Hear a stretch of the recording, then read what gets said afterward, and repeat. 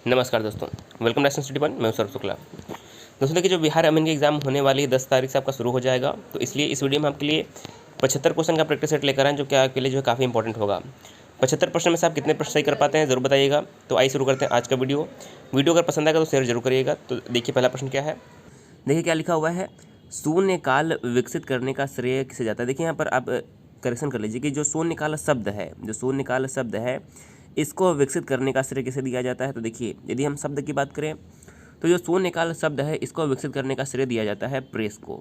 देखिए जो 1960 से 70 का दशक था, 1960 से 70 के दशक में लोक महत्व के ऐसे मामले जिन पर तुरंत जो है जवाब दिया जाना ज़रूरी है, जिस पर तुरंत सवाल उठाना ज़रूरी है, उसे जो है शून्यकाल में जो है उठाया गया और इसको जो है मीडिया द्वारा जो है शून्यकाल नाम दिया गया। तो प्रेस जो है सही उत्तर हो जाएगा। और बात करें कि शून्यकाल शब्द यानी जो शून्यकाल है इसका प्रयोग सबसे पहले किस देश में देखने को मिलता है, तो शून्यकाल का जन्मदाता जो है हमारा देश भारत ही है।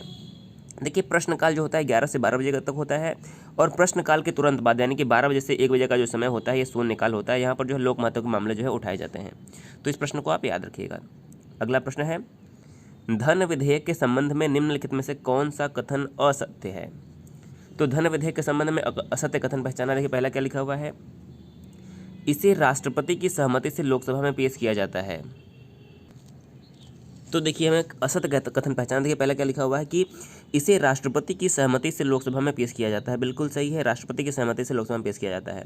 दूसरा है, राज्यसभा को इस विधेयक के संबंध में बहुत कम अधिकार प्राप्त है। ये भी बिल्कुल सही है।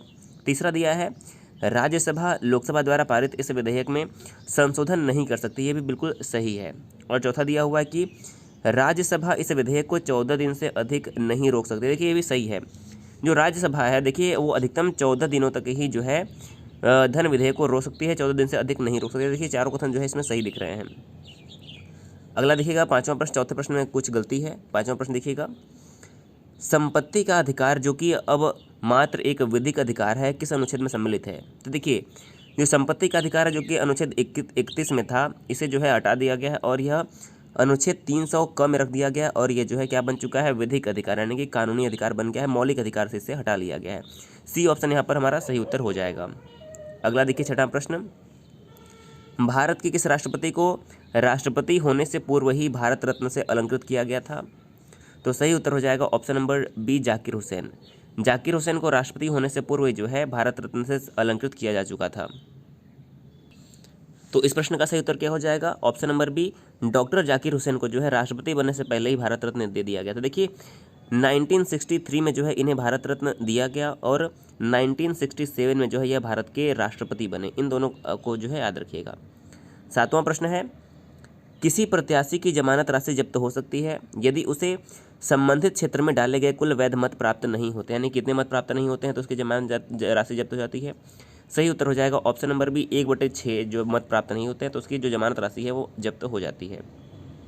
अगला प्रश्न देखिए आठवां क्या है, निम्नलिखित में से किस वर्ग के भारतीय नागरिकों को डाक द्वारा मतदान करने का अधिकार प्राप्त है। पहला दिया हुआ है मतदान कार्य में संलग्न अधिकारियों को, बिल्कुल सही है। दूसरा दिया हुआ है कि विदेश सेवा में कार्यरत कर्मचारियों को, बिल्कुल सही है। और सैन्य बल के कर्मचारियों को। देखिए तीनों ऑप्शन सही है, यानी कि इन तीनों व्यक्तियों को जो है डाक द्वारा मत देने का अधिकार होता है। तो ऑप्शन नंबर डी हमारा यहाँ पर जो है सही उत्तर हो जाएगा। नवां प्रश्न देखिएगा, यदि राष्ट्रपति द्वारा जारी किया गया अध्यादेश संसद का अनुमोदन प्राप्त नहीं कर पाता है तो वह कितनी समयावधि के बाद निषिद्ध यानी कि अमान्य हो जाएगा। तो राष्ट्रपति का अध्यादेश यदि 6 माह के अंदर जो है संसद द्वारा अनुमोदन नहीं होता है तो वह रद्द हो जाएगा। तो सही उत्तर क्या हो जाएगा, देखिए माफ कीजिएगा 6 सप्ताह के भीतर जो है संसद का अनुमोदन आवश्यक है। तो 9वें प्रश्न का सही उत्तर क्या हो जाएगा, ऑप्शन नंबर सी करेक्ट हो जाएगा। तो इस प्रश्न का सही उत्तर क्या हो जाएगा, 6 सप्ताह जो है यहाँ पर हमारा सही उत्तर हो जाएगा। 10वां प्रश्न है, वह पहला कौन सा राज्य है जिसने बलवंत राय मेहता समिति की रिपोर्ट को लागू किया। देखिए बलवंत राय मेहता समिति ने त्रिस्तरीय पंचायती राज व्यवस्था की अनुशंसा की थी और यह सबसे पहले राजस्थान में लागू किया गया था। मोस्ट इंपॉर्टेंट प्रश्न है, याद रखिएगा। देखिए 2 अक्टूबर 1957, कब 2 अक्टूबर 1957 यहाँ पर याद रखिएगा, राजस्थान के नागौर जिले में जो है सबसे पहले जो है पंचायती राज व्यवस्था जो है लागू की गई थी। ये मोस्ट इंपॉर्टेंट प्रश्न है, ऑप्शन नंबर बी सही उत्तर हो जाएगा। इसके बाद जो है आंध्र प्रदेश में जो है यह लागू किया गया था। 11वां प्रश्न है, भारतीय नागरिकता का विलोपन निम्नलिखित में से किस आधार पर हो सकता है, यानी किसी व्यक्ति की नागरिकता कब समाप्त होती है। तो पहला ही ऑप्शन सही हो जाएगा कि किसी दूसरे देश की नागरिकता ग्रहण कर लेने पर जो है व्यक्ति की नागरिकता समाप्त हो जाती है, यानी कि आप यदि दूसरे देश की नागरिकता ले लेते हैं तो आपकी नागरिकता जो है समाप्त हो जाएगी। ऑप्शन नंबर ए यहाँ पर सही उत्तर हो जाएगा। 12वां प्रश्न है, संसदीय लोकतंत्र में प्रत्येक राजनीतिक दल सचेतक की नियुक्ति करते हैं ताकि, पहला ऑप्शन है दल में अनुशासन कायम रहे, बिल्कुल सही है। दल के सदस्यों को मतदान विषयक निर्देश दे सकें, बिल्कुल सही है। और दल के सदस्यों की स्थिति तैयार रख सकें, बिल्कुल सही। तो हमारा सही उत्तर क्या हो जाएगा? ऑप्शन नंबर डी, उपयुक्त सभी जो है यहाँ पर करेक्ट आंसर हो जाएगा। 13वां प्रश्न क्या लिखा है देखिए, सूची 1 में अंकित नामों को सूची 2 में अंकित नामों के साथ सम्मिलित करना है। देखिए एक तरफ संबंधित विषय हैं, एक तरफ संबंधित देश हैं, यानी कि कौन सा विषय किस देश से लिया गया, ये मोस्ट इंपॉर्टेंट प्रश्न ऐसे जरूर पूछे जाएंगे। तो देखिए समवर्ती सूची कहाँ से लिया गया है, बहुत इंपॉर्टेंट प्रश्न। देखिए जो समवर्ती सूची है ये लिया गया है ऑस्ट्रेलिया से। कहाँ से लिया गया है? ऑस्ट्रेलिया से। मौलिक कर्तव्य लिए गए हैं सोवियत संघ से, जो कि 51A में रखा गया है। आपात उपबंध जो है जर्मनी से लिए गए हैं, याद रखिएगा। नीति निर्देशक तत्व आयरलैंड से लिए गए हैं और न्यायिक पुनर्विलोकन जो है संयुक्त राज्य अमेरिका से लिए गए हैं। तो ये हमारा सही क्रम हो जाएगा। क्या हो जाएगा? ए का 1 हो जाएगा, बी का हमारा क्या हो जाएगा? बी का 5 हो जाएगा, सी का हमारा 2 हो जाएगा, डी का 4 हो जाएगा और ई का जो है 6 हो जाएगा। तो ये हमारा जो है सही क्रम हो जाएगा इस प्रश्न का। तो हमारा सही उत्तर क्या हो जाएगा? ऑप्शन नंबर ए ही जो है यहाँ पर बिल्कुल सही हो जाएगा। हमने आपको पूरा है कन्फर्म कर दिया है। 14वां प्रश्न है, सूर्योदय उद्योगों से क्या तात्पर्य है? तो इस प्रश्न का सही उत्तर हो जाएगा ऑप्शन नंबर सी, कंप्यूटर, दूरसंचार तथा माइक्रो इलेक्ट्रॉनिक उद्योग को जो है सूर्योदय उद्योग को जो है समझा जाता है। सी ऑप्शन यहाँ पर सही हो जाएगा।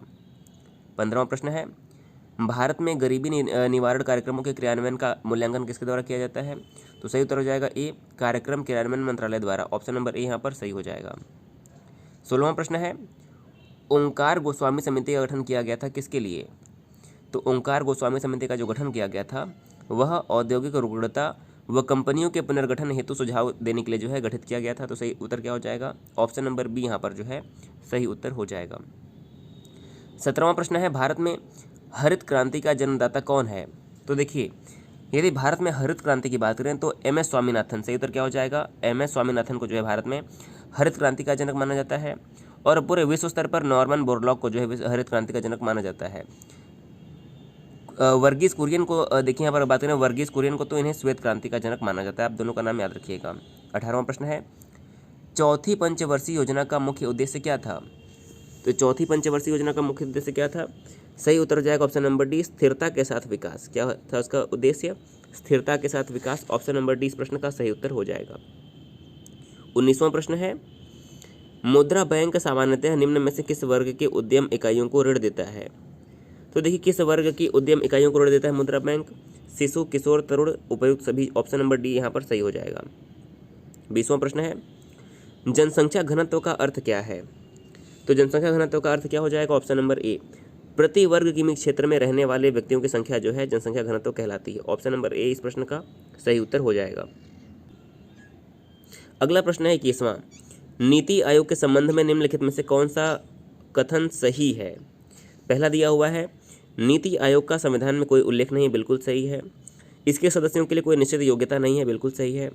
इसके सदस्यों एवं उपाध्यक्ष का कोई निश्चित कार्यकाल नहीं होता, बिल्कुल सही। ऑप्शन नंबर डी करेक्ट हो जाएगा। देखिए बात करें नीति आयोग की, इसकी स्थापना हुई थी 1 जनवरी 2015 को योजना आयोग के स्थान पर, ये बात याद रखिएगा। और नीति आयोग के वर्तमान में अध्यक्ष कौन है? प्रधानमंत्री नरेंद्र मोदी, क्योंकि नीति आयोग के अध्यक्ष जो है प्रधानमंत्री होते हैं। और उपाध्यक्ष हो जाएंगे राजीव कुमार, सीईओ हो जाएंगे अमिताभ कांत। मोस्ट इंपॉर्टेंट है, करंट अफेयर से भी प्रश्न बन सकते हैं। 22वां प्रश्न है, निम्नलिखित में से किन राज्यों का लिंगानुपात देश में सर्वाधिक है? तो सर्वाधिक लिंगानुपात जो है केरल का है। सबसे सही उत्तर क्या हो जाएगा? केरल का लिंगानुपात सर्वाधिक है। सर्वाधिक साक्षरता भी जो कहाँ पर है? केरल में ही है, ये भी याद रखिएगा। 23वां प्रश्न है, निम्नलिखित धातुओं को उनकी अभिक्रियाशीलता के क्रम में व्यवस्थित कीजिए। तो देखिए अभिक्रियाशीलता की बात करें तो सबसे जो अधिक अभिक्रियाशील होगा क्या होगा? सोडियम होगा, उसके बाद होगा मैग्नीशियम, उसके बाद होगा एल्यूमिनियम और उसके बाद होगा जिंक। तो ऑप्शन नंबर 23वें प्रश्न का सही उत्तर क्या हो जाएगा? ए जो है अभिक्रियाशीलता के सही क्रम में रखा हुआ है, सोडियम, मैग्नीशियम, एल्यूमिनियम और जिंक। 24वां प्रश्न है, निम्नलिखित में से किस कोशिकांग के कारण पौधों और जंतुओं की पोषण विधियों में अंतर हो जाता है? तो 24 नंबर का सही उत्तर क्या हो जाएगा? क्लोरोप्लास्ट के कारण जो है पौधों और जंतुओं की पोषण विधियों में अंतर हो जाता है। अगर आपने सी चुना है तो आपका जवाब जो है सही हो जाएगा। 25वां प्रश्न है, चलती बस से बाहर निकलते समय यात्री को क्या करना चाहिए? बस की गति की दिशा में कुछ दूरी तक दौड़ना चाहिए। क्या करना चाहिए? बस की गति की दिशा में जो है कुछ दूर तक दौड़ना चाहिए। आप क्वेश्चन मिलाते चलिए कि आपने कितने प्रश्न सही किए हैं। 26वां प्रश्न है, श्वेत प्रकाश कितने रंगों के मेल से बना होता है? तो देखिए, जो श्वेत प्रकाश का रंग होता है वो 7 रंगों से मिलकर बना होता है। 7 रंग कौन कौन से होते हैं? बैगनी, जामुनी, नीला, हरा, पीला, नारंगी और लाल। जो विबग्योर होता है इसको आप याद रखिएगा, VIBGYOR. Violent, Indigo, blue, green, yellow, orange और रेड, ये 7 रंग जो है होते हैं। 27वां प्रश्न है, टॉर्च, ट्रांजिस्टर, रेडियो तथा खिलौनों में उपयोग होने वाले शुष्क सेल का आविष्कारक कौन है? तो शुष्क सेल का आविष्कारक जो हो जाएंगे लेक्लांस। ऑप्शन नंबर ए लेक्लांस जो है सही उत्तर हो जाएगा। 28वां प्रश्न है, ऑक्सीकरण यानी कि ऑक्सीडेशन वह प्रक्रिया जिसमें क्या होता है? ऑक्सीजन का अनुपात बढ़ जाता है, धात्विक तत्व की कमी होती है, संयोजकता बढ़ जाती है या फिर उपयुक्त सभी। तो हमारा उपयुक्त सभी जो है 28वें प्रश्न का सही उत्तर हो जाएगा। ये सभी प्रक्रिया जो है ऑक्सीकरण के दौरान होती है। 29वां प्रश्न है, भ्रूण तथा मादा के बीच अन्योनाश्रय का संबंध स्थापित करता है कौन? तो इस प्रश्न का सही उत्तर हो जाएगा जो प्लेसेंटा होता है वो भ्रूण और मादा के बीच में जो है अन्योनाश्रय जो है संबंध जो है स्थापित करता है। ये ऑप्शन सही हो जाएगा। 30वां प्रश्न है, जैसे ही कोई तारा लाल दानव यानी कि रेड जिएंट प्रावस्था में पहुंचता है उसका भविष्य किस पर निर्भर करता है? तो जैसे कोई तारा रेड जिएंट यानी कि लाल दानव बनता है तो उसका जो भविष्य है उसके द्रव्यमान पर निर्भर करता है। क्या होता है? उसका भविष्य उसके द्रव्यमान पर निर्भर करता है। यदि वह सूर्य से 8 गुना बड़ा है तो ब्लैक होल बन जाएगा, नहीं तो वह न्यूट्रॉन स्टार बन जाता है। ये आपने पढ़ा होगा। 31वां प्रश्न है, डायोड का प्रयोग किया जाता है किसके लिए? तो डायोड का जो प्रयोग होता है वह दृष्टिकरण के लिए यानी कि रेक्टिफिकेशन के लिए होता है। किसके लिए? रेक्टिफिकेशन के लिए होता है। सी ऑप्शन यहाँ पर सही हो जाएगा। 32वां प्रश्न है, केक यानी कि ब्रेड में सोडियम का बाइकार्बोनेट मिलाकर गर्म करने पर केक फूल जाता है। इसका कारण क्या है? सही उत्तर हो जाएगा ए। इस अभिक्रिया के दौरान कार्बन डाइऑक्साइड जो है उत्पन्न होता है, इसलिए जो है केक फूल जाता है। ऑप्शन नंबर ए सही हो जाएगा। अगला प्रश्न है 33वां, कत्था एक प्रकार का क्या है? गोंद है, निकोटीन है, टेनिन या फिर अफीम? तो जो कत्था होता है यह एक प्रकार का टेनिन होता है। सही उत्तर क्या हो जाएगा 33वें प्रश्न का? कत्था जो है एक प्रकार का टेनिन होता है। सी ऑप्शन सही है। 34वां प्रश्न है, किसी चालक से प्रवाहित धारा के कारण उत्पन्न ऊर्जा W है, धारा का मान I, चालक का प्रतिरोध R और समय T हो तो इनका संबंध क्या बनता है? सही उत्तर हो जाएगा option number A, W = I² RT। क्या बनता है संबंध? W = I² RT। ये यहाँ पर हमारा सही उत्तर हो जाएगा। 35वां प्रश्न है, 60 डिग्री पर झुके 2 समतल दर्पणों के बीच रखी गेंद के प्रतिबिंब बनेंगे कितने?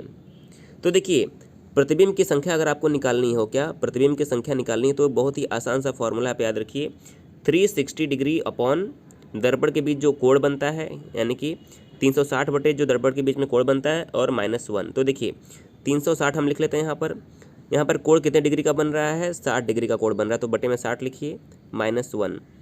तो 60 से 360 काटेंगे तो क्या कटेगा? 6 6 36, 6 कट जाएगा, 6 - 1 यानी कि 5 कोण बनेंगे। कितने कोण बनेंगे? 5 कोण बनेंगे। बहुत ही आसानी से आपका जो है सॉल्व हो जाएगा। तो सही उत्तर क्या हो जाएगा? Option number D.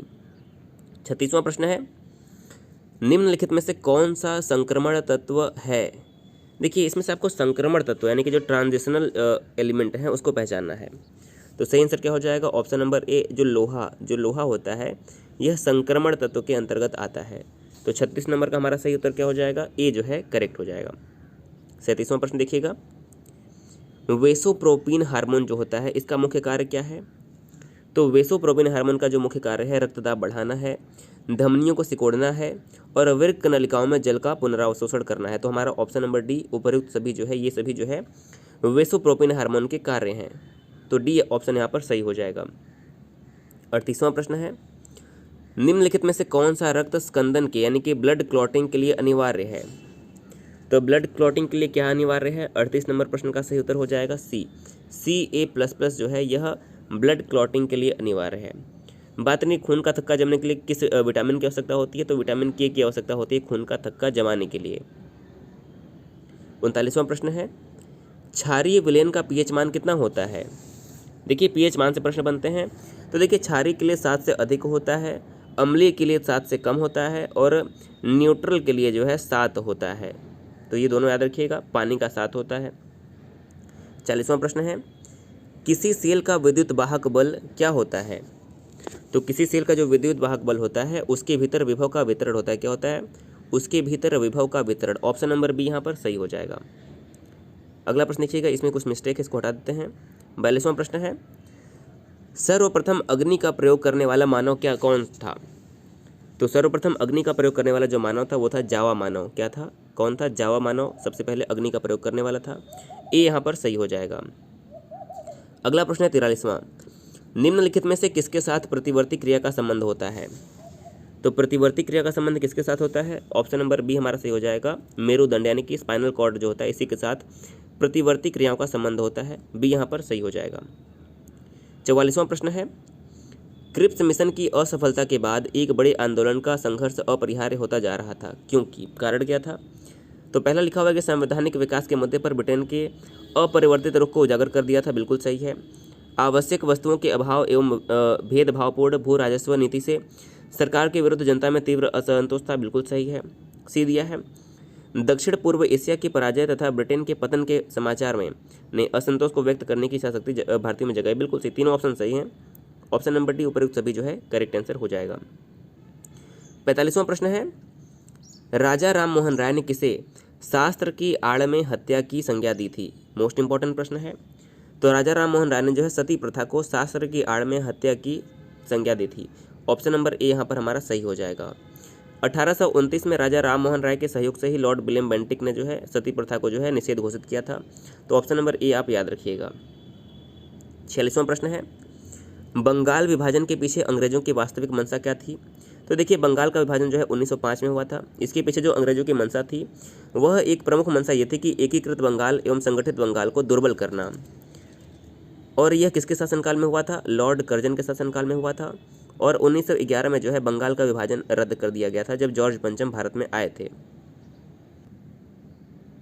अगला प्रश्न है 47वां, गांधी जी द्वारा आरंभ रचनात्मक कार्य को सबसे अधिक सफलता किस प्रांत में मिली? तो गांधी जी द्वारा जो रचनात्मक कार्य शुरू किए गए थे इसको सबसे अधिक जो सफलता मिली वो मिली गुजरात में। कहाँ पर मिली? गुजरात जो इस प्रश्न का बिल्कुल करेक्ट आंसर हो जाएगा। ऑप्शन नंबर ए यहाँ पर सही है। अगला प्रश्न है 48वां, सूची 1 में अंकित नामों को सूची 2 में अंकित नामों से सम्मिलित करना है। तो देखिए यहाँ पर कुछ योजनाएं लिखी हुई हैं, कुछ चीज़ लिखे हुए हैं और नीचे जो है तिथियाँ लिखी हुई हैं। तो देखिए सबसे पहला क्या है, इटली की योजना कब आई थी? तो इटली की योजना आई थी 20 फरवरी 1947 में। माउंट बेटन योजना आई थी 3 जून 2020 में। ब्रिटेन द्वारा सत्ता हस्तांतरण की तिथि जो थी वो 15 अगस्त 1947 थी। और कांग्रेस द्वारा भारत विभाजन को स्वीकार करना जो था वो 14 जून 1947। तो देखिए सभी क्रम से लिखे हुए हैं। ए का 1 हो जाएगा, बी का 2, सी का 3 और डी का 4 हो जाएगा। तो ये सभी क्रम से लिखे हुए हैं। तो ऑप्शन नंबर हमारा ए ही जो है यहाँ पर करेक्ट हो जाएगा। 49वां प्रश्न है, प्लेग बोनस का विवाद किनके बीच में हुआ था? तो देखिए जो प्लेग बोनस का विवाद हुआ था यह मिल मालिकों एवं मजदूरों के बीच में हुआ था। देखिए जो प्लेग एक महामारी फैली थी अहमदाबाद में, और इसीलिए जो है अहमदाबाद की मिल में काम करने वाले मजदूरों को जो है कुछ जो है वहाँ पर बोनस दिए जाने की बात थी, उसी में विवाद हुआ था। तो ऑप्शन नंबर सी यहाँ पर सही उत्तर हो जाएगा। 50वां प्रश्न है, इंडियन नेशनल आर्मी की स्थापना का विचार सर्वप्रथम किसके मन में आया था? तो सही उत्तर हो जाएगा के मोहन सिंह के मन में सबसे पहले जो है इंडियन नेशनल आर्मी की स्थापना का विचार आया था। अगला प्रश्न देखिए 52 नंबर प्रश्न, काकोरी षड्यंत्र केस के बाद हिंदुस्तान रिपब्लिकन एसोसिएशन को पुनर्संगठित करने का काम किसने किया? तो देखिए हिंदुस्तान जो रिपब्लिकन एसोसिएशन था इसको बाद में जो है चंद्रशेखर आज़ाद द्वारा गठित किया गया। उसका नाम रखा गया हिंदुस्तान सोशलिस्ट रिपब्लिकन एसोसिएशन। इसमें सोशलिस्ट यानी कि समाजवादी शब्द जो है बढ़ाया गया था। 53 नंबर प्रश्न है, किस आंदोलन को लोकप्रिय बनाने हेतु बच्चों ने वानर सेना और लड़कियों ने जो है मंजरी सेना का गठन किया? तो 53 नंबर प्रश्न का सही उत्तर हो जाएगा सविनय अवज्ञा आंदोलन में जो है बच्चों ने वानर सेना और लड़कियों ने मंजरी सेना का गठन किया था। सी ऑप्शन यहाँ पर सही हो जाएगा। 54 नंबर प्रश्न है, पागलपंथी विद्रोहियों का संबंध निम्नलिखित में से किस संप्रदाय से था? तो 54 नंबर प्रश्न का सही हो जाएगा ऑप्शन नंबर ए बाउल संप्रदाय से था। बाउल ऑप्शन नंबर ए यहाँ पर करेक्ट आंसर हो जाएगा। 55 नंबर प्रश्न है, रैयतवाड़ी व्यवस्था में भूमि का स्वामी बनाया गया किसे? तो रैयतवाड़ी व्यवस्था में जो है भूमि का स्वामी जो है किसानों को बनाया गया। सही उत्तर क्या हो जाएगा? किसानों को। 56 नंबर प्रश्न है, दक्षिण पूर्व एशिया में विश्व की आधी से अधिक जनसंख्या क्यों मिलती है? तो सही उत्तर हो जाएगा डी, यहाँ के मैदान उपजाऊ जलोढ़ मिट्टी से बने हुए इसलिए जो है यहाँ पर अधिकांश जनसंख्या जो है निवास करती है। 57 नंबर प्रश्न है, पिट्सबर्ग किस उद्योग का प्रमुख केंद्र है? तो जो पिट्सबर्ग है यह लौह इस्पात का प्रमुख केंद्र है। सही उत्तर क्या हो जाएगा? पिट्सबर्ग लौह इस्पात का प्रमुख केंद्र है। 58वां प्रश्न है, निम्नलिखित में से कौन सा प्राकृतिक संसाधन नहीं है? तो देखिए, मिट्टी प्राकृतिक संसाधन है, जल है, खनिज पदार्थ है, लेकिन कल कारखाना जो है प्राकृतिक संसाधन नहीं है। तो डी ऑप्शन यहाँ पर सही हो जाएगा। 59 नंबर प्रश्न है, निम्नलिखित में से कौन सा तृण भूमियों का प्राणी है? तो इसका सही उत्तर हो जाएगा सरेवा जो है तृण भूमियों का प्राणी है। अगला है 60वां प्रश्न, भारत का सबसे बड़ा पक्षी विहार कौन सा और कहाँ स्थित है? तो भारत का जो सबसे बड़ा पक्षी विहार है वो घाना पक्षी विहार राजस्थान में स्थित है। ऑप्शन नंबर डी यहाँ पर सही उत्तर हो जाएगा। 61वां प्रश्न है, ज्वारीय वन का सर्वप्रमुख वृक्ष कौन सा है? तो ज्वारीय वन का जो सर्वप्रमुख वृक्ष होता है उसका नाम है सुंदरी। ऑप्शन नंबर बी सही हो जाएगा। 62वां प्रश्न है, रेगुर मिट्टी का रंग काला होता है क्योंकि? तो रेगुर मिट्टी का रंग काला क्यों होता है? क्योंकि यह बेसाल्ट चट्टान से बनते हैं। किस चट्टान से बनते हैं? बेसाल्ट चट्टान से बनते हैं, इसलिए इनका रंग जो है काला होता है। 63 नंबर प्रश्न है, पवन अपरदन से निम्नलिखित किस प्रकार की स्थलाकृतियां नहीं बनती हैं? तो पवन के अपरदन से जो है कौन सी स्थलाकृति नहीं बनती है? ऑप्शन नंबर बी, जो बरखान स्थलाकृति है यह पवन अपरदन से नहीं बल्कि पवन के निक्षेपण द्वारा बनती हैं। तो ऑप्शन नंबर बी यहाँ पर हमारा सही उत्तर हो जाएगा। 64वां प्रश्न है, दक्षिणी गोलार्ध में जनसंख्या का प्रतिशत कितना है? तो दक्षिणी गोलार्ध में जो है जनसंख्या का प्रतिशत जो है 20% से कम है। कितना है? 20% से कम। सी ऑप्शन सही है। 65वां देखिएगा, तारों में ऊष्मा और ऊर्जा निम्नलिखित में से किस कारण से होती है? तो सही उत्तर हो जाएगा अग्निपुंज के कारण। क्या होता है? अग्निपुंज के कारण तारों में ऊष्मा होती है। 66 नंबर प्रश्न है, बृहस्पति ग्रह पर लाल धब्बे किस संकेत के सूचक हैं? तो बृहस्पति ग्रह पर जो है लाल धब्बे जो है तरल पदार्थ के सूचक हैं। ऑप्शन नंबर डी 66 नंबर का हमारा जो है सही हो जाएगा डी। अगला देखिएगा 68 नंबर प्रश्न, निम्न चित्र को ध्यानपूर्वक देखिए। सबसे पहले क्या है? ऊपर गर्म हवा है, बादल है और नीचे ठंडी हवा है। तो यह किस प्रकार की वर्षा है? तो इस प्रकार प्रश्न का हमारा सही उत्तर हो जाएगा यह संवहनीय वर्षा का जो है उदाहरण है। ये ऑप्शन सही हो जाएगा। अगला है प्रश्न कि इनमें से कहाँ पर प्लाईवुड बनाने का कारखाना स्थापित है? तो पोर्ट ब्लेयर में जो है प्लाईवुड बनाने का कारखाना स्थापित है। हमारा सी ऑप्शन सही हो जाएगा। 70 नंबर प्रश्न है, निम्नलिखित में से किस फसल के लिए pH 8 की अधिक वाली मिट्टी उपयुक्त होती है? तो सही उत्तर हो जाएगा बरसीम के लिए जो है pH 8 की अधिकता वाले जो है मिट्टी उपयोगी होती है। बरसीम जो कि गाय खाती है। 71वां प्रश्न है, भारत के कुटीर कांच उद्योग का सबसे बड़ा केंद्र कौन सा है? तो कांच उद्योग का जो भारत में सबसे बड़ा केंद्र है वो हो जाएगा फिरोजाबाद। बहुत ही इंपॉर्टेंट प्रश्न है। डी ऑप्शन यहाँ पर सही हो जाएगा। 72 नंबर प्रश्न है, भगवान महावीर ने पूर्ण अहिंसा का उपदेश क्यों दिया था? तो भगवान महावीर ने जो है पूर्ण अहिंसा का उपदेश दिया था कि सभी चेतन और अचेतन के अंदर जो है जीव विद्यमान है। ऑप्शन नंबर बी यहाँ पर सही हो जाएगा। कुंडल वन में जो है हुई थी। और आज का देखिए हमारा अंतिम प्रश्न क्या है? अंतिम प्रश्न हमारा कि गुप्त काल के प्रसिद्ध कला केंद्र कौन से थे? तो गुप्त काल के जो प्रसिद्ध कला केंद्र थे वो मथुरा और सारनाथ हो जाएंगे। डी ऑप्शन यहाँ पर सही हो जाएगा। देखिए हमने यहाँ पर 75 मोस्ट इंपॉर्टेंट प्रश्न देखिए आपके एग्जाम के लिए सबसे इंपॉर्टेंट है। आपने कितने प्रश्न सही किए जरूर बताइएगा। इसकी पीडीएफ हमारे टेलीग्राम से मिल जाएगी। डायरेक्शन स्टडी पॉइंट सर्च कर लीजिएगा, टेलीग्राम पर मिल जाएगी। दोस्तों वीडियो पसंद आए तो वीडियो को जरूर शेयर किया करिए, क्योंकि हमारे चैनल पर अब जो है लगातार आपको वीडियो मिलती रहेगी। वीडियो देखने के लिए बहुत बहुत धन्यवाद।